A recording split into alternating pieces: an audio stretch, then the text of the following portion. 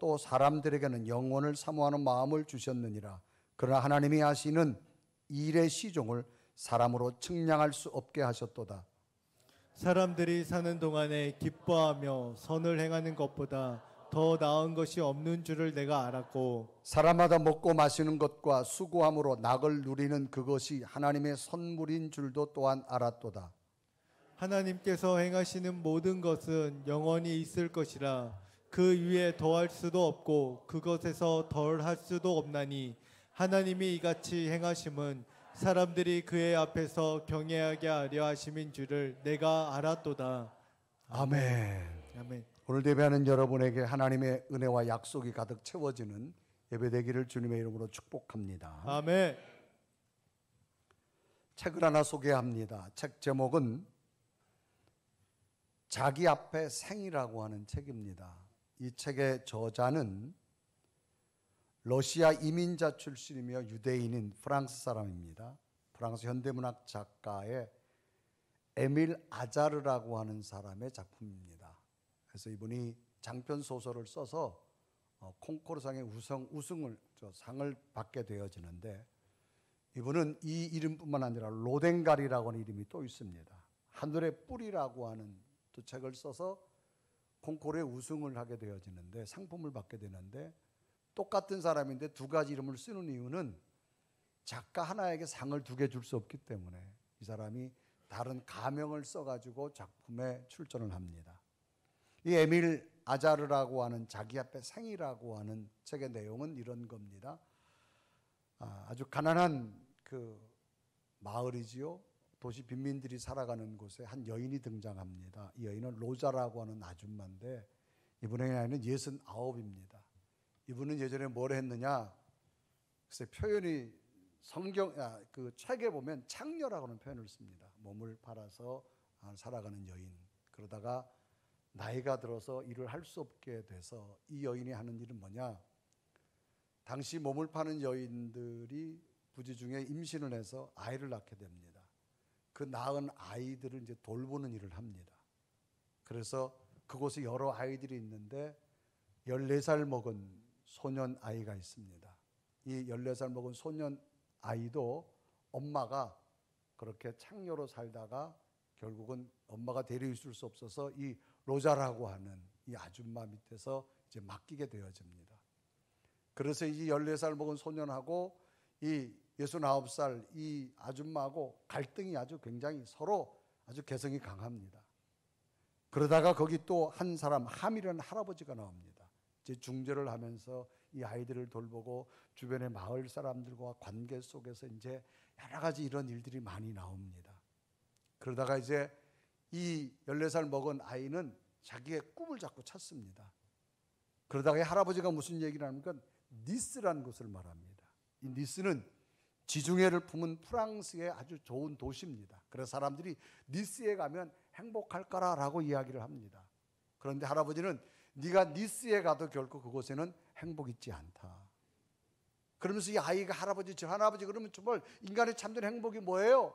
대답을 못하자 아이가 말합니다. 나는 사랑받기를 원합니다. 사랑이 내게 있었으면 좋겠습니다. 그 사랑이 나로 하여금 진정한 행복을 가져다 줍니다. 그래서 이 할아버지가 말을 하죠. 사람은 사랑할 사람이 있을 때, 또 사랑을 받을 때 사람은 참된 행복을 느끼는 것단다. 그래서 이게 이 사랑의 이 아이의 모습 속에서 이 사랑에 대한 이야기가 아주 굉장히 많이 표출되어집니다. 그래서 많은 자들이 읽게 되어지고, 요즘은 이때 당시 영화로도 만들어졌고 넷플릭스로도 지금 보면 영화가 나와서 이 아이들의 자기 앞에 상에 가서 이 장면을 보면 이 아이가 나오는데, 이때의 그 남자 아이의 주인공 이름이 모모라고 하는 아이입니다. 그래서 고아처럼 살았고 굉장히 나는 사랑이 필요하고 나는 외롭고 이제 그런 표현들이 이 넷플릭스 영화로 잘 되어집니다.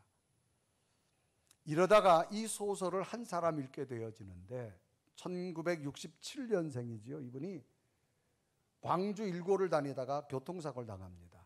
그래서 중증 장애인이 됩니다. 그래서 움직이지를 못하고 병원에 누워있다가 우연히 이 책을 읽게 됩니다.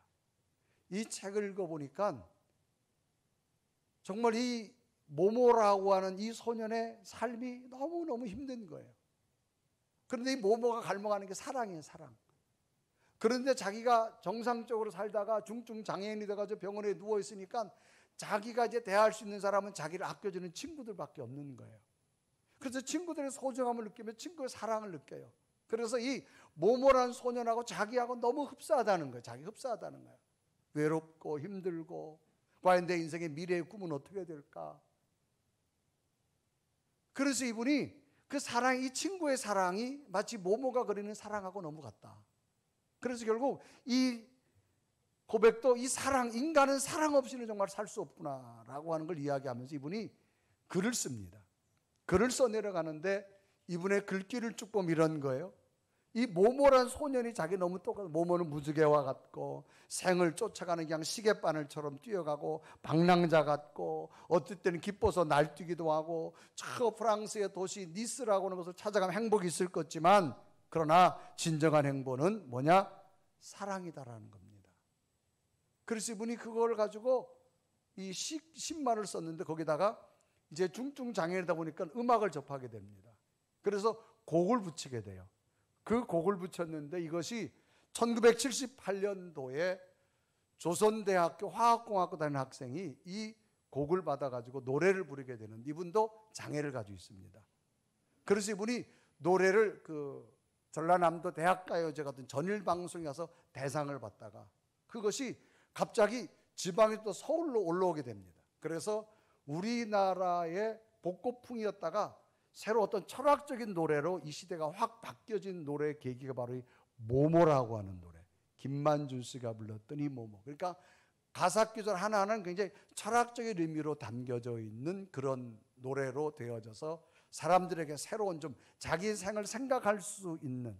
그러니까 이 소설을 모르면 이 노랫말이 이해가 안 되는데 이 소설을 알고 나면 이분의 고백이 병상에서 이런 모모와 자기의 삶이 너무나 같다. 사랑을 그리워하는 그런 노래로 표출하게 되어졌는데 그래서 KBS 방송국에서 이제 이 사랑이라는 노래를 매번 하면서 우리나라 새로운 히트를 쳤고 1979년도에는 그 고개 알개처럼해서 영화도 우리나라라고 이제 표출하게 되어졌는데 오늘은 여러분들을 타임머신을 타고 40년 뒤로 돌아가서 이 모모의 노래를 한번 들려드릴 텐데 이 노래 가사 속에 어떤 것이 담겨져 있는가 여러분 한번 되새겨보는 하시고 이 모모의 노래에서 강력하게 주장하는 단어가 있습니다. 그것이 어떤 것인가 한번 좀 찾아봐 주셨으면 좋겠어요.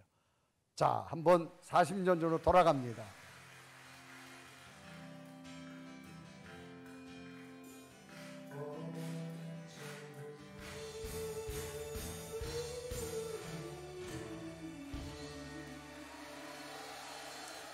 자, 여러분도 남의 노래를 들었으면 박수 정도는 쳐야지 얘기가. 어떤 분은 따라 부르는 분도 계시고 뭐야 이런 분도 있고. 자, 여러분 여기서 나오는 단어가 있습니다. 모모는 뭐라고요? 철부지라는 거예요. 철부지가 뭘까? 철을 알지 못한다는 거예요. 철이 없는 사람을 지칭합니다. 그럼 철이란 뭐냐? 사시사철이에요. 봄, 여름, 가을, 겨울을 뜻합니다. 다시 말하면 때를 모른다는 겁니다. 봄이 오면 밭을 갈아 씨를 뿌리고 여름이면 땀을 흘리면서 김을 메고 가을에는 열매를 수확하고 겨울에는 월동 준비를 위해 창고에 저장하는 때를 말합니다. 그럼 철을 모르는 사람은 땅이 꽁꽁 얼어붙은 엄동설 안에 씨를 뿌리려고 들판에 나가는 사람과 같다라는 거죠. 눈밭에 씨를 뿌리면 싹이 나올 리가 없습니다. 가을이 되어져서 수확을 해야 되는데 철을 모르면 수확을 할 줄 몰라서 열매가 땅에 떨어져 썩어버리는 겁니다. 철부지란 말은 이렇게 설명하면 쉽지만 사실 자기 인생의 사이클에서 자기에게 주어진 철을 정확히 알아낸다라고 하는 것은 그렇게 쉬운 것은 아닙니다. 그것은 사람마다 철이 다르기 때문입니다. 어떤 사람은 태어나자마자 가을부터 시작하는 사람이 있습니다.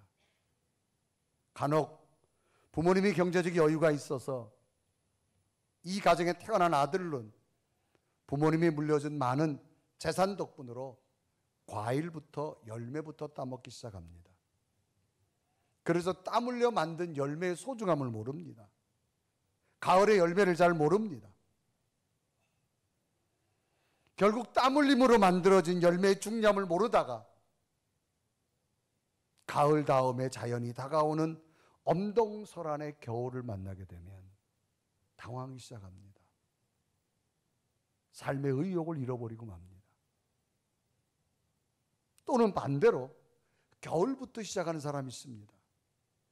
부모님 일찍 돌아가시거나 불우한 환경으로 인해 스스로 독립하여서 어린 시절부터 고통스럽게 땀을 잃은 해야만 하는 그런 환경에서 씨를 뿌리며 새싹을 뿌려야 되는 겨울이 지나고 봄을 맞이하는 사람이 있습니다.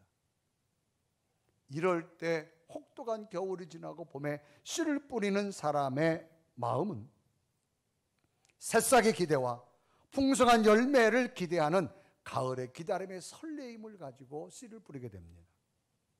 이렇듯 사람들은 각기 철이 다르다는 겁니다. 이럴 때 중요한 문제는 자신의 인생이 지금 어느 철에 있는가를 객관적으로 파악해야 되는데 그것이 그렇게 쉽지는 않다는 겁니다. 모든 문제는 진단이 정확하면 처방을 잘 할 수가 있습니다. 봄이라는 진단이 나오면 씨를 뿌리면 됩니다. 여름이라는 진단이 나오면 기꺼이 땀을 흘리면 됩니다. 김을 매면 됩니다. 가을이라는 진단이 나오면 열매를 거두면 됩니다. 그래서 철을 알게 되면 기다릴 줄 알게 됩니다. 겨울 다음에는 반드시 봄이 온다는 사실을 알고 있기 때문에 기다리는 겁니다. 그렇게 여름에 김을 매고 땀을 내기 힘들지만 그러나 곧 가을의 열매가 온다는 사실을 알기 때문에 그 땀 흘림도 기다릴 수가 있게 되는 겁니다. 때론 촉독한 겨울을 만나도 곧 겨울이 지나고 나면 씨를 뿌리는 또 새로운 봄이 온다는 알기 때문에 기다릴 수 있는 겁니다. 그러나 사람이 철을 모르면 기다리질 못합니다. 그러므로 철을 알고 모르는 차이는 엄청난 차이가 있습니다. 자신을 향한 인생의 진단만 정확해도 그 사람의 인생의 절반은 이미 성공한 사람과 같다라고 하는 거죠. 인생을 살아보니까 진단하기도 어렵지만 제대로 된 진단된 자신을 바라보는 것도 어렵고 진단을 하기도 어렵다는 겁니다. 결국 자신을 가지고 진단을 할 줄 아는 사람이 바로 철든 사람이고 진단을 내려주는 사람이 바로 진정한 내 인생의 스승이라는 거죠. 그러면 인생의 진정한 스승을 어디서 할 수 있을까? 인간은 인간을 진단할 수 없습니다. 인간을 만든 자만이 진단할 수 있습니다. 자동차를 만든 자만이 그 자동차의 고장을 알 수 있습니다. 우주선을 만든 자들만이 짧은 시간에 우주선의 잘못된 시스템을 점검할 수가 있는 것 같습니다. 우리를 진단할 수 있는 정확한 분이 누굴까? 하나님이십니다. 아멘. 오늘 성경은 하나님께서 인간에 대해서 진단하는 내용입니다. 그래서 한 인물이 소개되는 솔로몬이라는 사람입니다. 이 사람은 인생의 모든 것을 왕으로서 누려본 사람입니다. 그런데 그의 마지막 죽음 앞에서 그는 자기 인생이 헛되었다 고백을 합니다. 그러면서 자기에게 마지막 주어진 인생의 헛됨 속에서 내 인생의 정말 기한과 때를 내가 좀 잘 알았으면 좋았을 것을 후회하면서 기록하게 된 내용입니다. 그래서 성경은 이 때를 정확히 기록했는데 전도서 3장 1절과 4절을 우선 읽어본다 이런 겁니다. 범사에 기한이 있고 천하 만사가 다 때가 있나니 날 때가 있고 죽을 때가 있으며 심을 때가 있고 심은 것을 뽑을 때가 있으며 죽일 때가 있고 치료할 때가 있으며 헐 때가 있고 세울 때가 있으며 울 때가 있고 웃을 때가 있으며 슬퍼할 때가 있고 춤출 때가 있으며 여러 가지 때를 말합니다. 우리들의 인생에는 각자의 다양한 인생의 때가 있음을 기록하면서 마지막 결론은 사람의 힘으로서는 알 수 없기 때문에 하나님 안에서만 인간은 참된 진리를 알 수 있다라고 성경은 솔로몬을 통해서 말해주고 있는 겁니다. 그래서 전도 3장 11절에 이루어가지요. 하나님이 모든 것을 지으시되 때를 따라 아름답게 하셨고 또 사람들에게는 영혼을 사모하는 마음을 주셨느니라. 그러나 하나님이 하시는 일의 시종을 사람으로서는 측량할 수 없게 하셨도다라고 말합니다. 오늘을 살아간 여러분, 오늘 우리는 과연 어느 때에 살고 있는지를 우리는 알아야 됩니다. 그 때를 잘 알아갈 때 우리는 또 다른 새로운 미래의 시간을 계획할 수도 있고 만들어갈 수 있다는 사실입니다. 오늘 솔로몬은 그 때를 몰랐습니다. 죽음 앞에서 깨달은 거예요. 오늘 솔로몬이 깨달은 진리가 우리가 다시 깨달으셔서 우리의 인생의 때가 어느 때인가를 다시 한번 돌아보시면서 더 큰 하나님의 약속이 여러분에게 있기를 주님의 이름으로 축복합니다. 아멘. 그러면 철을 알려면 첫째는 기한이 있다는 사실을 알아야 됩니다. 여러분, 기한이라는 말이 뭐예요? 미리 정하여 놓은 시간 또는 어느 때까지 기약한 시간이라 이렇게 말합니다. 봄, 여름, 가을, 겨울 사계절의 시간이 다 있습니다.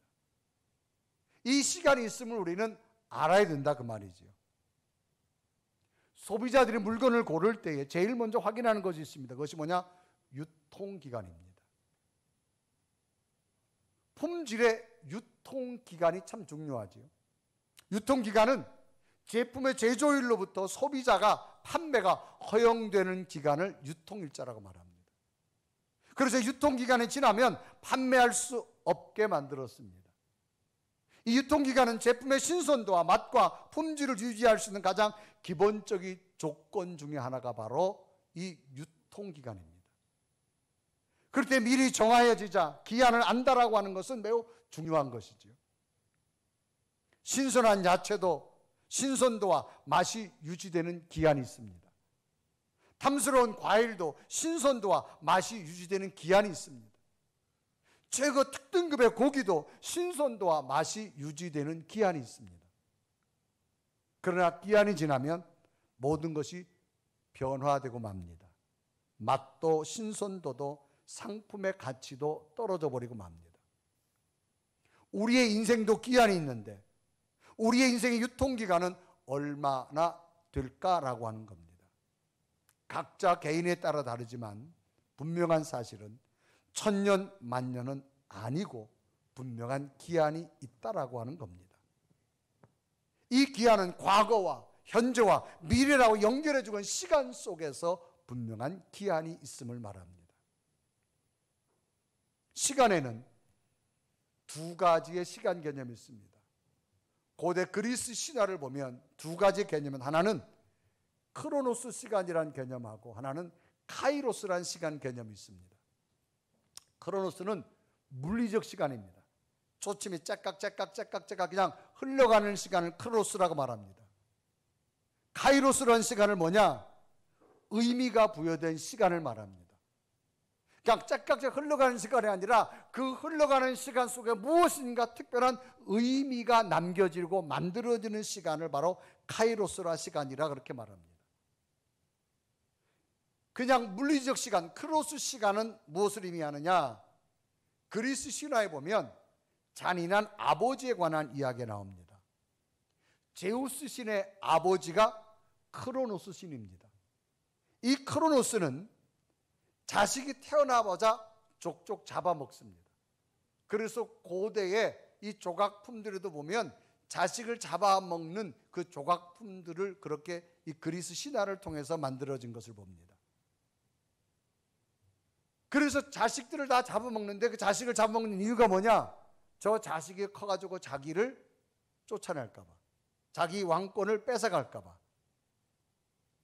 이유는 이 크로노스 자신이 하늘의 신이라고 하는 우라노스를 내쫓아내고 자신이 왕이 되었기 때문입니다.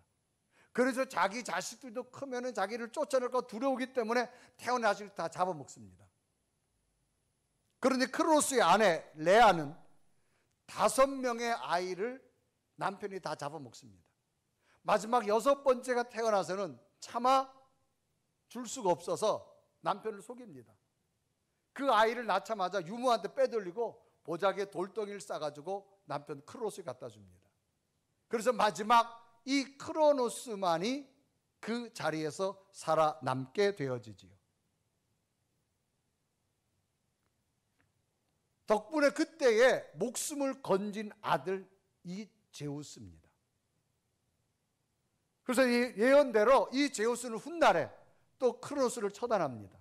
그래서 자기가 왕이 되어집니다. 여기서 말하는 이 크로스는 크로스 품 안에 가면 다 죽어요. 살아남지를 못합니다. 그러니까 이 땅에 수많은 것들이 굉장히 많아요. 그러나 흘러가는 시간 앞에는 다 없어진다, 그런 개념입니다. 마치 5명의 자식이 그 품 안에 가면 다 없어지듯이 크로스라는 시간이 지나가면 이 땅에 그 어떤 것도 존재할 수 없다라는 거예요. 과거와 현재와 미래 끊임없이 흘러가는 물리적 시간, 마치 시간의 초침이 어김없이 계속 흘러가는 걸 의미합니다. 그래서 이 땅에 존재하는 것은 정해진 유통기간이 시간이 지나고 나면 없어진다는 거예요. 다 사라진다는 겁니다. 그래서 크로스 개념의 시간입니다. 그래서 성경은 전도서도 말하죠. 3장 1절에 보면 천하의 범사가 기한이 있고 그랬습니다. 천하의 범사라는 건 뭐예요? 이 땅에 여러분 예외일 수는 없다는 겁니다. 모든 생명체는 하나님께 정해진 크기가, 길이와 이게 자라는 만큼 자라다가 어느 순간에 시간이 지나고 다 소멸돼 없어져 버리는 걸 말합니다. 그래서 전도 3장 1절에 천하의 범사의 기한이 있다라고 분명히 말합니다. 그러니까 다 모두가 시간 지나고 없어짐을 의미합니다. 그러니까 이런 시간의 기한을 좀 알라는 거예요. 우리 이 땅에 천년 만년 살아가는 존재가 아니라는 거죠. 그런데 솔로몬은 천년 만년 살 줄 알았어요. 왕으로서 이 땅의 모든 걸 소유했던, 그걸 가지고 영원히 살 줄 아는데 막상 죽음이 오자 그때 자기 인생의 기한이 있음을 그때 깨닫는, 그래서 마지막 고백이 헛되다라는 겁니다. 그것도 한 번 헛되다가 말하죠. 또 헛되고 또 헛되고 또 헛되도다. 허망하다는 거죠. 왜? 인간은 크로스 시간 앞에 다 없어지는 존재입니다. 여름 되면 많이 생기는 벌레가 하루살이가 있습니다. 하루살이가 여름 끝날 때쯤 되어지면서 우연히 놀다가 메뚜기를 만납니다. 그래서 메뚜기하고 열심히 잘 놀지요. 놀다가 너무너무 재밌어서 메뚜기가 하루살이 보고 말합니다. 하루살이 오늘 참 재미있었다. 그러니까 우리가 내일 다시 만나서 놀자라고 얘기해요. 근데 하루살이는 하루로 끝나는 겁니다. 딱 정해진 시간이에요. 그 다음날 하루살이가 없자 메뚜기가 제비를 만납니다. 가을녘이 됐는데 너무너무 재밌게 노는 거예요. 해가 좀 막 짧아지잖아요. 그래서 가을이 막 저물어 갈 때 제비가 얼마나 재밌었지 메뚜기 보고 말합니다. 메뚜기야, 너무 재밌었는데 우리 내년에 다시 만나서 놀자. 그러나 메뚜기는 더 이상 내년이라는 시간이 존재하지 않습니다. 제비는 내년에 돌아올 수 있지만, 그러니까 이 땅의 모든 건 기한이 있다는 겁니다. 우리의 인생도 기한을 좀 알자라는 거예요. 그래서 히브리서 9장 27절에 말합니다. 한 번 죽는 것은 사람에게 정해진 것이요 그 후에는 심판이 있으리니. 정해졌다는 말은 결정됐다는 겁니다. 여러분, 우리는 지금 어느 기간 안에 살고 있습니까? 여러분, 기한이 있음을 인지하시길 바랍니다. 아멘. 우리는 천년 만년 이 땅에 존재하지 않습니다. 흘러가는 크로스 시간에 언젠간 모두가 다 죽게 되어집니다. 그런 가운데 우리는 살고 있음을 인정하라는 겁니다. 제가 여러분에게 한 가지 축복의 메시지를 해드리겠습니다. 언젠가는 저도 그렇고 여러분도 그렇고 이 세상을 떠날 텐데 언제 떠나는 게 가장 좋을까? 그 날짜는 몰라요. 근데 이렇게 세상을 떠났으면 좋겠어요. 아침에 일어나서 세수하시고 새벽기도 갔다 오시고 세수하시고 조반 드시고 점심 드시고 저녁 드시고 저녁에 가까운 사람들하고 다 재밌게 통화하시고 그리고 마지막 주무시다가 돌아가시길 바랍니다. 여러분, 사람은요 죽는 것도 잘 죽어야 돼요. 고통스럽게 떠나면 안 돼. 아침 드시고 점심도 드시고 저녁도 드시고 커피도 드시고 연속극도 다 보시고 연속극도 끝날 때쯤 돌아가시는 게 좋아. 중간에 보면 서운하잖아. 그리고 주무시다가 돌아가시면 얼마나 좋을까. 그렇게 되기를 축복합니다. 아멘 한 자에겐 그렇게 될 줄 믿습니다. 기한이 다 있어요. 두 번째는 때가 있음을 알라는 거예요. 여러분, 때는 뭐예요? 어느 순간의 부분입니다. 좋은 기회나 알맞는 시기를 때라 그렇게 말합니다. 이건 카이로스 시간이, 크로스는 그냥 물리적으로 짝깍 흘러갑니다. 그런데 카이로스 시간은 뭐냐? 어느 한 정점에, 쉽게 말하면 흘러가는 시간 속에 과일이 컸어요. 뭐가 있어야 되느냐? 익어줘야 돼요. 영양분이 만들어져야 돼요. 당분이 만들어져야 돼요. 영양가가 만들어져요. 이거는 카이로스 시간입니다. 아무리 시간이 지나서 열매가 탐스레 컸다 할지라도 여기에 공급되는 순간의 기회가 있어야 됨을 의미합니다. 마치 과일이 익어가는 것 같다. 더 나아가서는 양궁 선수가 활을 딱 겨누었어요. 어느 순간에 화살을 놓느냐가 중요합니다. 그래야만 정확히 10점 관역에 맞출 거냐? 몸의 호흡도 멈추고 내 몸의 컨디션도 좋고 완벽하게 되어졌을 때 화살을 놔야만 정확히 훈련한 대로 관역에 맞추는 거예요. 이때를 말하는 겁니다. 그러니까 크로스, 그냥 흘러가는 시간 모든 게 끝납니다. 그러나 끝나지만 중요한 시간이 그게 뭐냐? 카이로스. 이건 뭐냐? 기회의 시간이라는 겁니다. 어떤 삶의 의미를 주는 시간인 걸 의미합니다. 크로스 아들이 제우스였잖아요. 제우스의 막내 아들이 카이로스입니다. 이 카이로스의 외적인 모습이 독특합니다. 카이로스는 머리가 났는데 앞에만 수북이 났어요. 뒤에는 대머리입니다. 그리고 발에도 날개가 달리고 어깨도 날개가 달렸어요. 그러니까 순간적으로 팍 날아갈 수 있습니다. 그런데 이 카이로스를 잡을 수 있는 방법 중에 하나가 뭐냐? 뒤에서는 못 잡아요. 대머리이기 때문에 안 잡혀요. 그러니까 카이로스를 잡으려면 앞에서 잡아야 돼요. 그래야 머리채를 잡을 수가 있습니다. 기회라고 하는 것은 뒤에서 있지 않다는 거예요.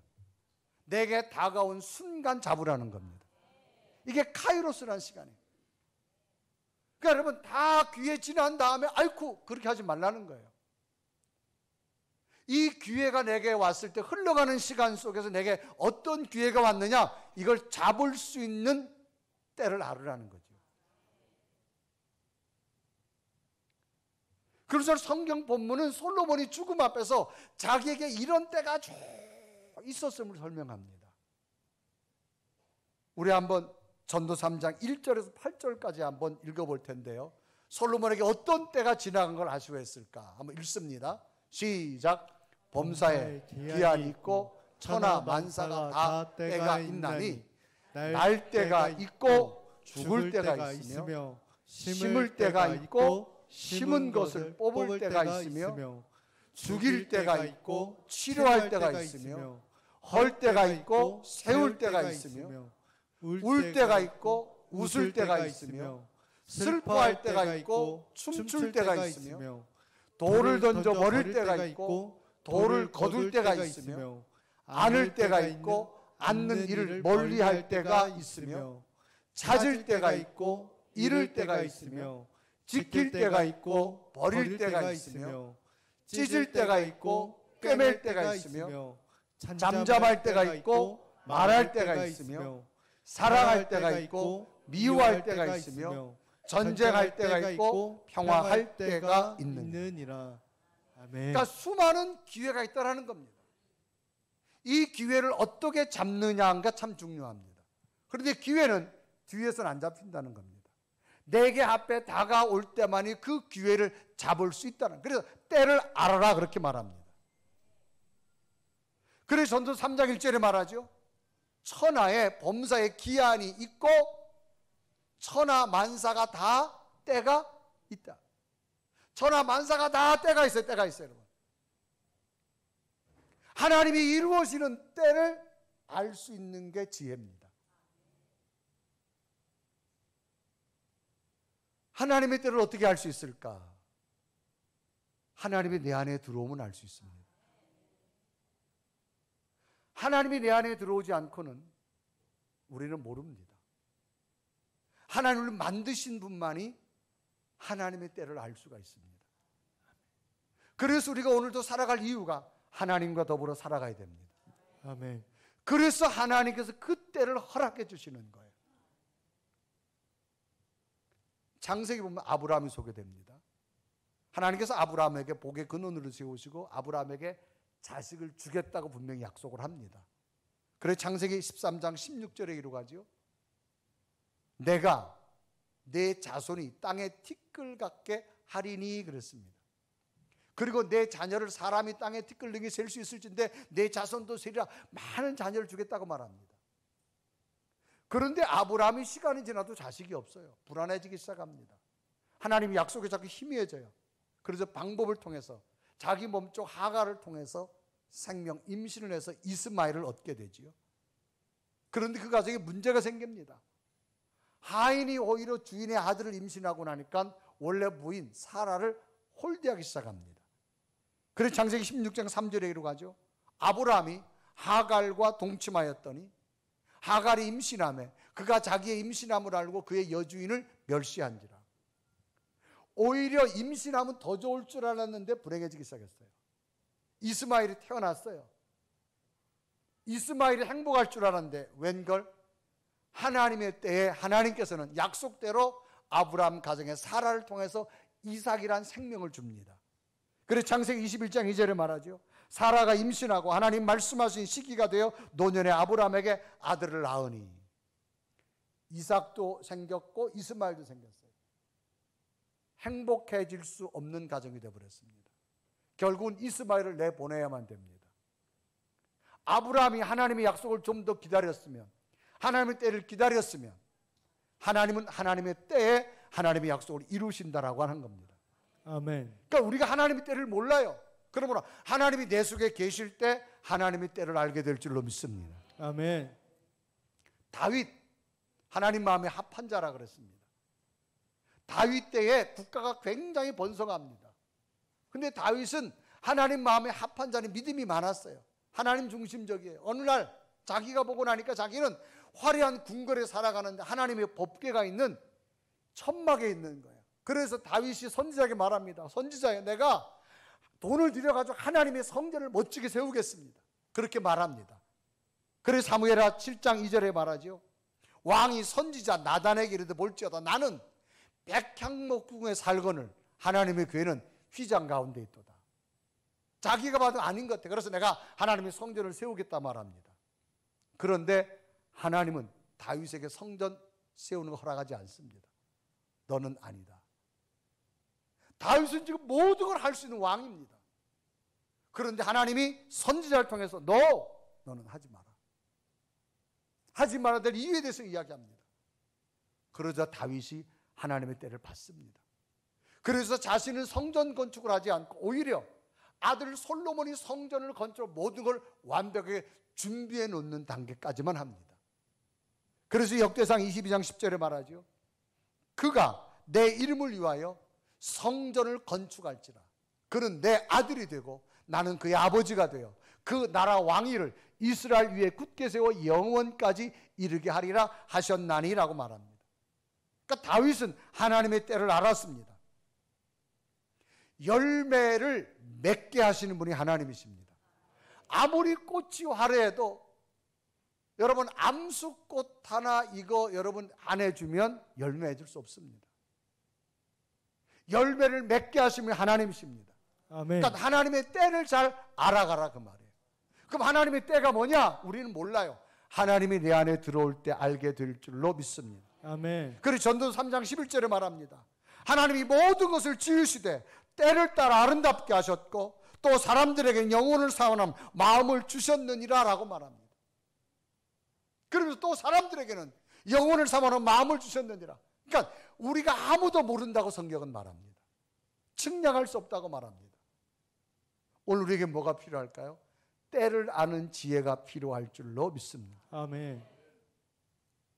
목회자로서 목회하다 보니까 다양한 목사님들이 있어요.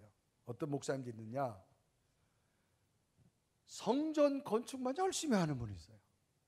아니 이분은 건축만 그냥 열심히. 어떤 분은요, 일생 동안 목회하면서 건축 한 번도 안 해요. 남 잘 지어놓은 교회만 가요. 남 잘 지어놓은 교회만 가서 목회하는. 어떤 분은 여러분 성전 건축이 얼마나 여러분 어렵습니까 사실. 목회자가 먼저 십자가 지지 않는데 여러분 성도들이 십자가 지겠습니까? 안 지잖아요. 정말 안 하고 싶은 게 성전 건축이죠. 그러나 하나님이 감동이 하나님이 때가 있으니 하는 거예요. 그러니까 다 여러분 때를 안다는 게 참 중요합니다. 그러니까 우리에게 뭐가 필요하냐? 하나님의 때를 알아가시길 바랍니다. 아멘. 일생을 살아가면서 여러분 헌신 크게 안 해도 되는 성도들도 있어요. 그런데 어떤 분은 하나님이 크게 물질을 줘서 또 헌신 많이 하면 하나님의 때입니다. 최근에 한 목사님 만났어요. 그 교회 교인이 굉장히 기업을 해서 성공적인 기업가가 됐어요. 그런데도 그분은 하여간 매일 새벽기도 나오면서 봉사하는 데는 앞장으로 한다는 거예요. 일반 사람들이 말하면 아니 뭐 저 정도 이제는 저 정도 벌었으면 안 해도 될 텐데 왜 그러냐 하니까 그 목사님 말이 그래요. 저분은 체험이 있다는 거예요. 정말 자기가 힘들었을 때 하나님 성전에 기도하고 봉사할 때 하나님이 순간순간 우리 본교회를 통해서 세워진 걸 체험했다는 거예요. 그래서 그 하나님의 때를 잊지 못한다는 거죠. 그러니까 여러분 더 큰 하나님의 계획이 또 있음을 믿고 늘 하나님의 지혜를 구한다고 말합니다. 여러분 오늘 하나님의 때를 좀 알아가시기를 바랍니다. 아멘. 그럼 어떻게 되느냐? 성경은 이 솔로몬이 늦게 말합니다. 하나님을 경외하라. 아멘. 나는 죽음 앞에서 알았노라 라고 말합니다. 여러분 경외라는 말이 뭐예요? 공경하면서 두려워하는 걸 말합니다. 하나님을 공경하고 사랑하고 좀 두려워할 줄도 알으라는 거예요. 그리고 전도 3장 14절 이렇게 고백하죠. 우리 한번 다 같이 읽습니다. 시작. 하나님께서 행하시는 모든 것은 영원히 있을 것이라. 그 위에 더할 수도 없고 그곳에서 덜할 수도 없나니 하나님이 이같이 행하심은 사람들이 그의 앞에서 경외하려 하시는 내가 알았도다. 언제 알았느냐? 죽음 앞에서 알은 거예요. 솔로몬은요 명예와 부와 경제와 자신이 누리고 싶은 모든 즐거움을 다 누려본 사람 중에 하나가 솔로몬입니다. 그런데 마지막 죽음 앞에 깨달은 게 뭐예요? 헛되고 헛되고 헛되고 헛되도 달 아는 거예요. 그래서 전도서 1장 1절과 2절에 말하죠. 다윗의 아들 예루살렘 왕 전도자의 말씀이니라. 전도자가 이르되 헛되고 헛되며 헛되고 헛되니 모든 것이 헛되도다. 헛되던 허망하다는 거예요. 마지막 죽음 앞에서 다 허망하더라는 거죠. 자기는 이것이 최고 좋은 줄 알았는데 죽음이 왔을 때는 헛되다. 그래 본인이 아는 게 뭐야? 하나님을 경외하는 걸 알았다는 겁니다. 다시 전도 3장 14절을 읽습니다. 시작. 하나님께서 행하시는 모든 것은 영원히 있을 것이라. 그 위에 더할 수도 없고 그곳에서 덜할 수도 없나니 하나님이 이같이 행하심은 사람들이 그의 앞에서 경외하게 하려 함인 줄 내가 알았노라. 솔로몬은 한마디로 자기는 철이 없었다라고 말하는 거예요. 죽음 앞에서는 깨달았다. 봄, 여름, 가을 자기 인생의 겨울이 오는 걸 이제 깨달았다는 거지요. 이제 알았다는 겁니다. 왜? 죽음 앞에서 깨달았다는 거예요. 하나님을 경외하는 이제 알았다는 겁니다. 오늘 솔로몬이 우리 던져주는 메시지는 뭘까요? 우리는 철을 알으라는 겁니다. 내 인생의 봄과 여름과 가을, 겨울 때를 알으라는 거예요. 왜? 그래야 하나님이 내 미래를 인도하기 때문인 줄 믿습니다. 아멘. 요즘 현대인들에게 많이 사용되는 게 보험제도 있잖아요. 여러분 운전하는 분들 다 보험 들잖아요. 보험 들고 운전하는데 그 통계가 나왔어요. 사람이 운전하다 사고 낼 확률 0.00001%. 0.00001%라는 거예요. 그러니까 다른 말로 말하면 1000분의 1입니다. 0.0001%를 위해서 자동차 보험을 드는 거예요. 그러면 인간이 태어나서 죽는다. 몇 퍼센트 확률입니까? 100%입니다. 0.0001%에 대해서는 사람들이 관심을 갖고 보험을 드는데 인간이 마지막 죽는다. 100%에 관해서는 수능을 하지 않으려고 합니다. 솔로몬도 그렇게 살았어요. 죽음 앞에서 깨닫는다는 거죠. 여러분, 우리 속에 하나님이 계심으로 내 인생의 철을 알아가시길 바랍니다. 아멘. 그러니까 철부지란 말 여러분, 모모는 철부지라 말하잖아요. 결국 깨달은 건 사랑이라는 말이에요.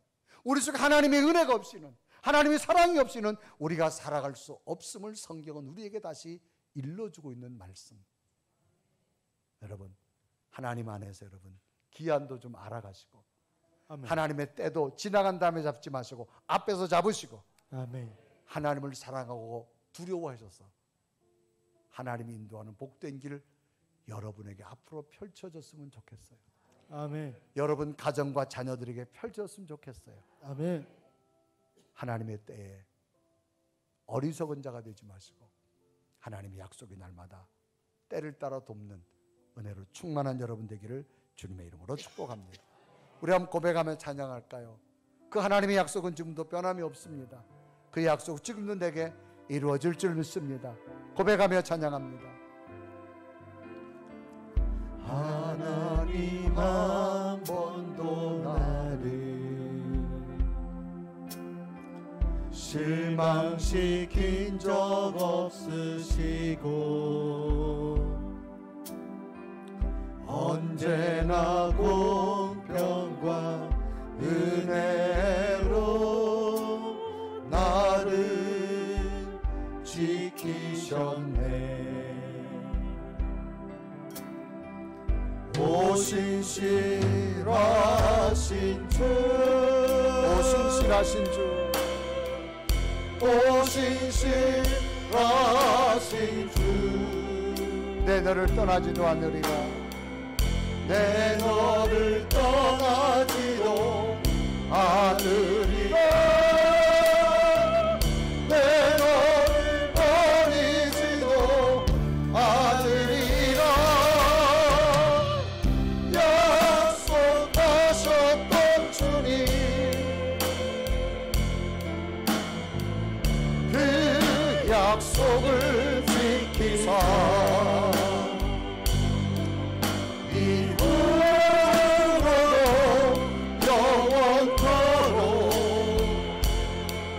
나를 지키시리라 확신하네. 우리 한번 다 같이 두 눈을 감으시고, 하나님, 우리는 철부지가 아닙니다.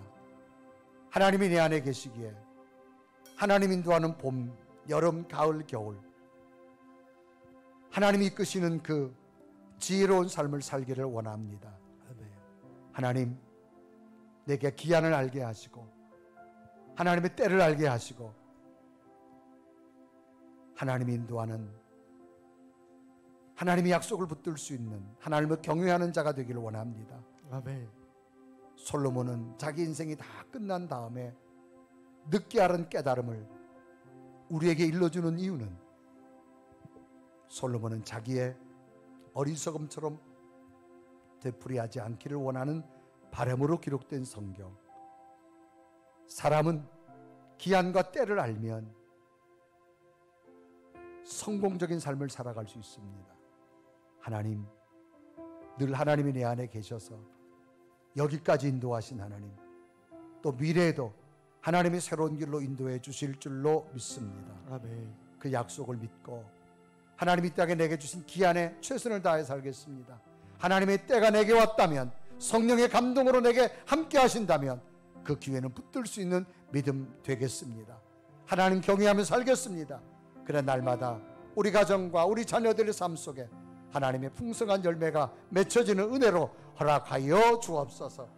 주여, 날마다 하나님이 내 안에 거하기 원합니다.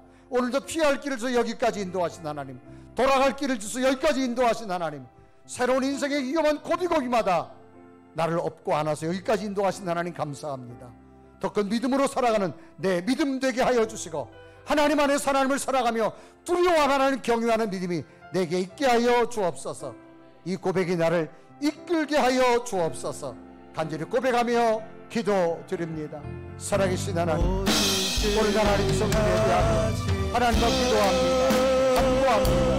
하나님 당신의 거룩한 성령을 인도하게 하시고 하나님의 약속으로 충만하게 하시고 하나님 은혜로 구워주기 원하오니 또 살아계신 하나님, 또 성령의 하나님, 주여 내게 은혜를 더하게 하시고 하나님의 거룩한 영을 함께 하시고 하나님의 약속으로 구워주기 주여, 오 살아계신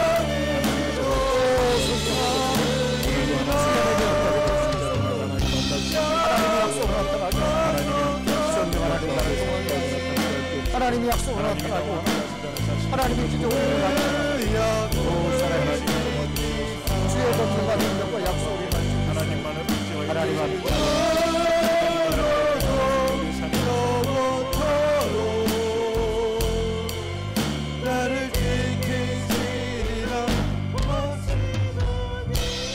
살아계신 하나님, 늘 하나님의 기한과 때를 얻게 하신 것 감사합니다.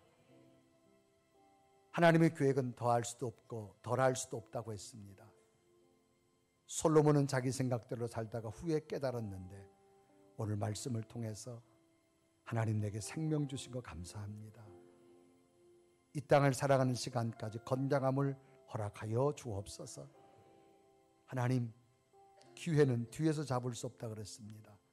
성경 말씀을 통하여, 기도를 통하여, 성령의 사인을 통하여, 감동을 통하여 기회는 붙들게 하여 주옵시고, 이 기회가 우리를 넘어서 우리 다음 세대 자녀들에게까지 철부지가 아니라 하나님이 부어주는 복이 있게 하여 주옵소서. 하나님의 약속은 반드시 일어남을 믿습니다. 하나님, 경외하며 살게 하여 주옵소서. 예수 그리스도의 이름으로 간절히 기도드리옵나이다.